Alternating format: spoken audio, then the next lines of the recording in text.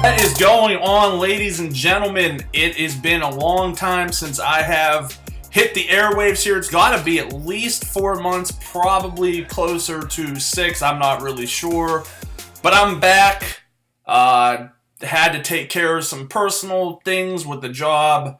Losing it last year and just getting everything kind of put back together to the point where I could be in a position to do more videos.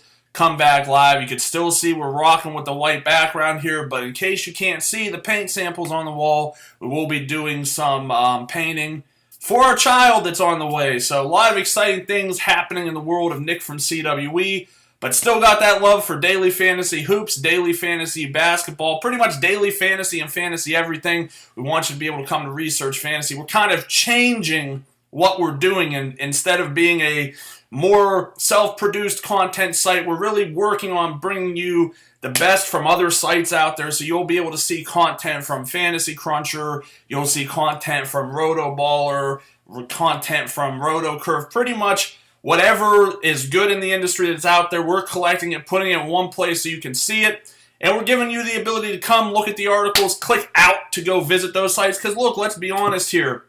I can't do it all on my own. I'm not even sitting here saying I'm the best guy that there is for this stuff, because there's so many good minds out here, and the realistic part of the situation is I might be the guy one night, and for the next 5, 6, 7, 8, 9 nights, there could be other guys, and there will be other guys and gals that put together good content that could give you more of an edge. So I'm a huge advocate of just reading everything that's out there, putting everything in front of you, giving these sites more props. They're already bigger in the marketplace than we are. You know, I just want to be able to showcase them and get people to go visit them to see it so they can see all the good fantasy content that's out there. All right, without further ado, it is Wednesday night.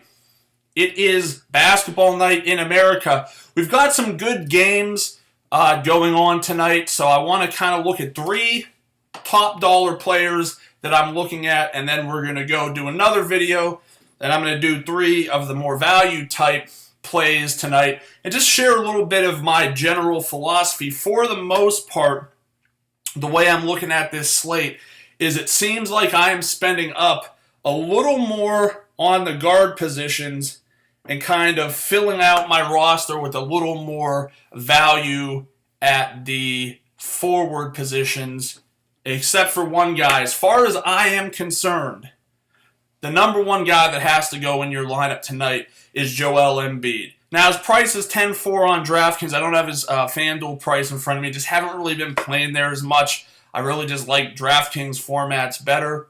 But Embiid going up against this Brooklyn Nets team that's awful. We just watched Enes Kanter trash them last night with a 20-20 outing. We know that Kanter's a good player. Like, he's a baller. He can rebound. He can score.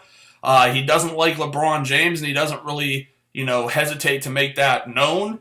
But the dude can play. But Embiid is much, much better than that. So I think we're looking at a 60-plus point outing from Embiid tonight. I know that it's discouraging, and hopefully it scares a lot of people away that make lineups early and doesn't really do a lot of research, because he's got that O next to his name right now, signifying that he's out, but he's supposed to play.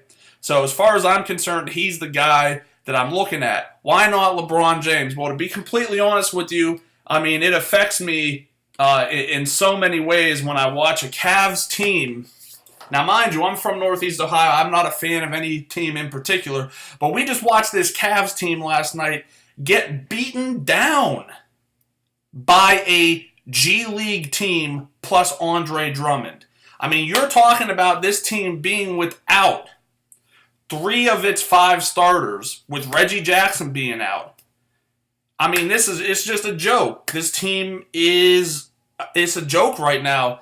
I would pay LeBron, I'd probably play him if he was like $9K, and I get it. People are going to say, oh, he's just had games with 58.5 and 64, and, he's taken on the Heat, so it's a revenge factor, and I get that, and he could totally go out there. It's on a home court where they play better. He's actually averaging 6 more fantasy points at home than on the road, but what if this team gets behind again? What, are we going to see LeBron play for 28 minutes this time and finish with 42 fantasy points? As someone who owned Russell Westbrook last night, because somehow I missed the Chris Paul news, I guess that's what you get for not scrolling to the second page of Roto World when you start making your lineups at 6:30, and they sure as hell didn't have it on the left-hand side in the menu bar because I checked there repetitively. If a guy gives you 42 and he needs to give you 55, like, you're done, sunk in the water, especially when you've got a James Harden-like guy who can go out there and put up 100 points. I'm not saying Embiid can go out and put 100 points up, but at the price, it's hard for me to not like Embiid over LeBron. Moving down a little bit, I mean, this game could very easily be a blowout, but the plus side of things is Portland is on a back-to-back. Damian Lillard going up against Chicago. We know Chicago is trifling. This team is just bad defensively. There's going to be a lot of opportunities for the Blazers to score. Yes, his price is up there. It's elevated, $8,900 on DraftKings. But he's a guy who could easily go out in this matchup and put up 55 to 60 fantasy points. So I'm not going to sweat it too much. Really like the upside he brings here. And like I said, I'm far more interested in paying up for the guards tonight than I am going to be for forward, considering what I think is out there. Last guy I really want to look at, Dennis Smith Jr., taking on the Phoenix Suns. We know that the Suns play with reckless abandon. They're fast, they're sloppy. And Dennis Smith Jr. is finally coming into his own. I mean, all year, all offseason, we heard about how this kid was dynamic and how he was going to be like the best kid from this draft class. And then LeBron James put him over, over Frank Ntilikina. And he just didn't really do much. He was really kind of like sloppy, average at best, but he's really starting to turn the motors on. We know that this is a good matchup. It looks like they're going to be without J.J. Barea, so it does really kind of free up those minutes. My gut reaction is that we're going to see Smith go over 40 fantasy points today. Somebody from this Mavericks team should be able to go over 40 fantasy points today. I mean, I'm looking him, Harrison Barnes. I just think that with the ball in his hand a little bit more, I want to see Dennis Smith Jr. in my lineup. So that'll wrap it up today. That's kind of the direction I'm going with things. It's great to be back. I'm going to hope to keep these videos a little bit shorter. The first two are going to be a little longer because I have some things industry-wise we want to talk about. But thanks for watching. Make sure to check us out at researchfantasy.com. Not really hitting the social media too hard again yet. We'll be putting together a pretty solid campaign. All right, we'll catch you again next time. Thanks.